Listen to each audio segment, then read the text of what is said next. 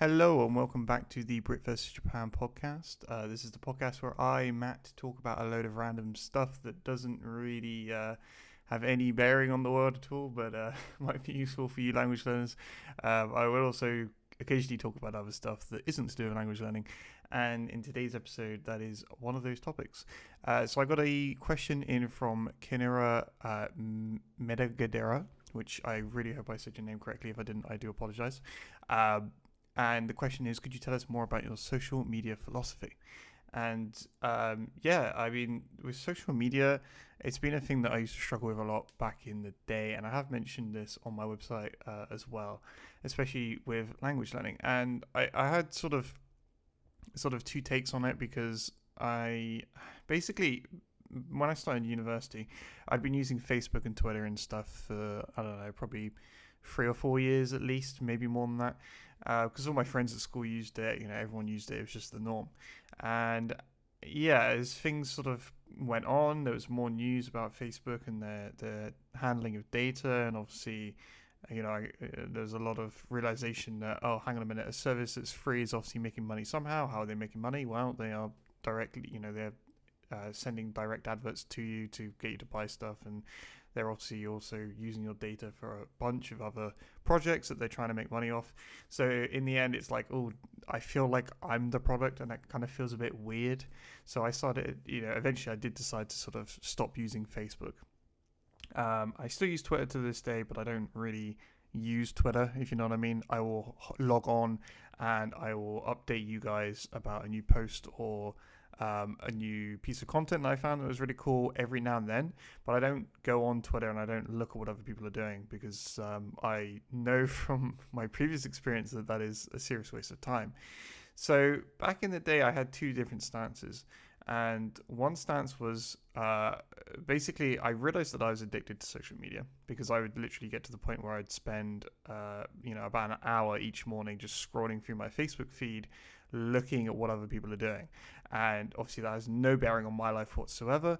It was literally just a way of killing time, essentially. And it was just a way of, I guess, stimulating the dopamine sensors in my body and making me, get all excited about random stuff that I was seeing. I have no idea. There's a lot of science behind it, and there's a lot of reasons why people end up doing that. And I realized eventually, after seeing some YouTube videos on it, I realized that I was in that trap. And so because of that, half of me was like, I should quit Facebook. But also at the time, I was learning Japanese.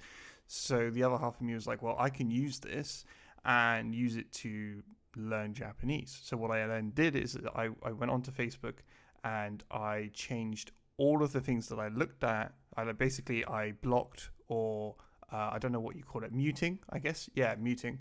I muted all my friends' feeds. I muted all the pages, or unliked all the pages, unfollowed them that I was subscribed to, and I went and found Japanese pages. And because I was learning Japanese, obviously I realized that if I'm spending so much time on Facebook, then obviously if I switch everything to Japanese, then I'm probably going to get a good amount of Japanese listening and reading from this. I'll be exposed to a variety of different content, and that it'll be a great way of doing that. And so I did that for a bit, and it didn't really. Yeah, I basically kept doing the same thing. I would spend like an hour in the morning just scrolling through Facebook. And then eventually what I realized was a lot of the stuff I was watching was just meme videos, and there was no necessarily Japanese in that. It was just funny videos from across the world that being shared on Japanese pages. So there was still a bit of Japanese text that I was being exposed to, but it wasn't a huge amount. And in the end, I decided that social media is just a waste of time.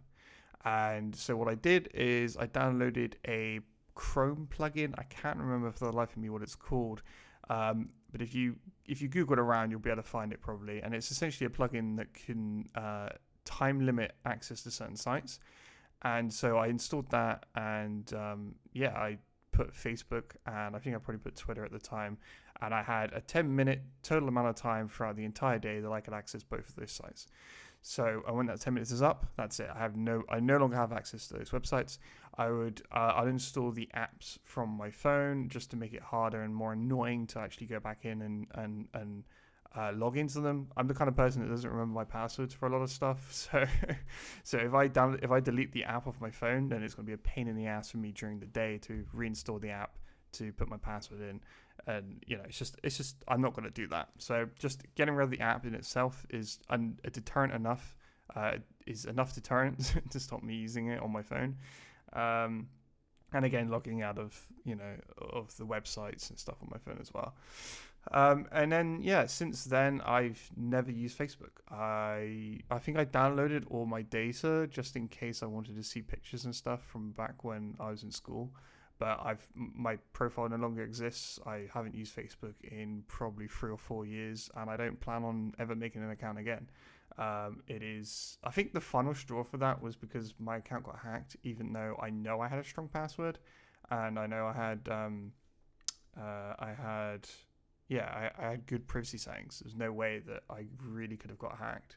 So there was some sort of weird bug, I think, that was some security flaw on their end that caused it to happen. And and so I was just like, screw it, I don't use Facebook anyway. I'll just delete my Facebook account. I don't care. Like, what's the point? I don't use it. I would seriously, any of you guys who are out there who use social media a lot, just take a look at how much time you are spending on it, and just sort of consider whether or not that time is worthwhile to you. I think that's the best way to look at it. It's not necessarily a case of social media is bad or social media is good. It's a case of, are you getting the most out of it that you possibly can? Because obviously if you're trying to become an Instagram influencer and you're using Instagram 2 to 3 hours a day to research what other people are doing, then fair enough. Like, I use YouTube a lot, but every time I'm watching YouTube, I'm always analyzing what people are doing and seeing, oh, okay, that's a good idea. That's a great thumbnail style, or that's a good video topic, or I could use a similar idea. So I don't feel as bad watching YouTube, and I also use it as general entertainment and stuff anyway. So it's not like it's kind of a different thing there. So I think, if you're worried about how much social media you are using on a daily basis, then have a good look at what you're using, how long you're using it for, and whether or not you're actually getting any benefits from it. If you're like me and you were just sitting on your ass watching, scrolling through your Facebook feed or your Twitter feed for like an hour or 2 hours a day, and it's literally providing no benefit to your life, then I would highly recommend just going cold turkey, deleting all your accounts, and just stop using it. I think once you've deleted your account, that's probably the best thing to do, is just to delete your account outright. Because once you do that, you'll forget all the pages you like to like. It's very rare, I think, that when you're on social media, that any of the people that you follow or any of the pages that you follow are actually important to you. There's only going to be like a handful, and the rest is just like spam and like meme stuff. It's just stuff that you see that makes you chuckle, but you're not going to remember those pages, right? They're just kind of there. So it's all stuff that you can do without, and if you were to make an account again, you're going to struggle to find all that content again. So I think deleting the account outright is probably the best way to do it, because it makes it like a pain in the ass for you to like go back and make a new account, it makes it harder to go back to it. Essentially, is what I'm trying to say. And as I said, as for Twitter, I think Twitter's never been that interesting for me anyway, and I think maybe I went back and I muted a lot of people that I followed. I think that was something that I did do, especially the English stuff, because I obviously wanted to make sure I was reading Japanese only stuff, because I was learning Japanese quite hardcore. So I went and muted all the people that I followed that were in English, and that was certainly something I did. And I couldn't find many Japanese pages at the time, because obviously I didn't know much Japanese, so I didn't really follow many. I kind of just went through and just hit or miss followed random people, and to this day I'm still following them, and I need to go back through and remove some of them, because I have no idea what I'm following, and I need to be very careful of that, obviously. I need to sort that out. But it's one of those things, it's just as I say, just go through, see how much time you're wasting on it, or you're not wasting on it, see if it's beneficial to you. If it's not, I would recommend trying to reduce the time, at least, if not deleting social media, and just going from there. I think the only real useful thing these days is YouTube. I don't think there's anything else that is actually really beneficial. I guess Facebook is kind of interesting because they have like their Facebook marketplace and stuff, which is kind of like eBay. But unless you're like seriously focused on that and you're using that for to earn money and stuff, that various social medias have various benefits and disadvantages. I just personally feel that for me, the the disadvantages outweigh the advantages a whole bunch. Especially with Facebook. The only reason I still use Twitter is because it's just a way of people to see my posts and stuff, see basically a feed of what I'm doing outside of YouTube, because YouTube doesn't always notify people. And so it's kind of just like a way of, I guess a backup, I guess. Just a way of people to get in contact with me if they want to. But other than that, I don't feel like I'll ever reopen a Facebook account or even Instagram or any of that. There's just not that much point, personally, for me. If I was going to do it, it would be for the YouTube channel. It would certainly be to advertise the YouTube channel or or my website. It wouldn't be a personal endeavor. It wouldn't be something that I would use to, look at what other people are doing, because that's just not productive. And it's just a waste of time. That's what I feel anyway. So yeah, if you essentially, if you're getting stuck into this, I would just scrap social media and use the time for better things like reading a book or something like that. So yeah, I hope you guys found this episode interesting and helpful, I guess. If I do find the plugin name for that Chrome plugin, I will link it down below, but no guarantees. It was a few years ago. I don't remember exactly what it was. But yeah, guys, thank you very much for listening.